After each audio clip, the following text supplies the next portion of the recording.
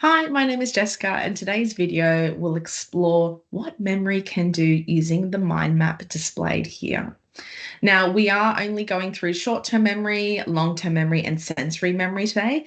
We are excluding working memory just to keep the mind map quite basic and simple. It will go through what each type of memory can do. And because working memory is technically a form of short-term memory, hopefully this mind map will go through essentially what is required when it comes to short-term memory.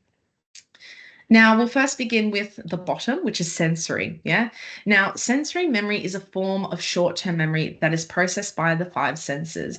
As you can see, we go down into the five sections. Now, these five senses are defined as haptic, which is touch, echoic, which is hearing, iconic, which is sight, olfactory, which is smell, and gustatory, which is taste. Not normally what we describe those five senses are, but in the form of memory, it is generally the terminology that is used.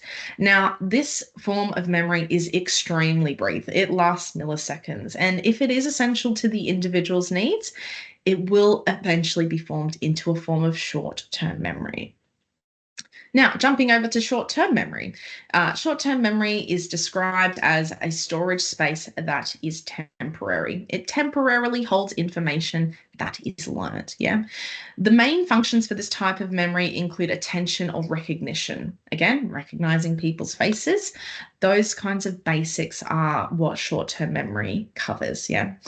Now, in saying that, there are many challenges associated with short-term memory, including decay and interference, yeah, that can be proactive or retroactive. An important thing to note when it comes to short-term memory as well. Now, when we are discussing long-term memory, so jumping to the other side of the mind map, long-term memory includes past experiences, skills that are enduring and extensive. All the information defined as long-term memory is obtained actually via our short-term memory processes and is divided into two categories, declarative and non-declarative. Now, declarative memory is defined as facts that are stored. Things like geological locations, things that are a fact in our reality. Yeah.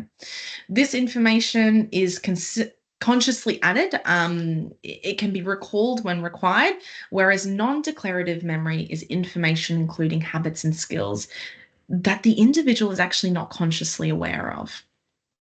Thank you for listening. Hopefully today's mind map provided a little bit of insight into what memory can do, as well as some of its disadvantages, or some of the things we should be aware of when exploring what memory can do.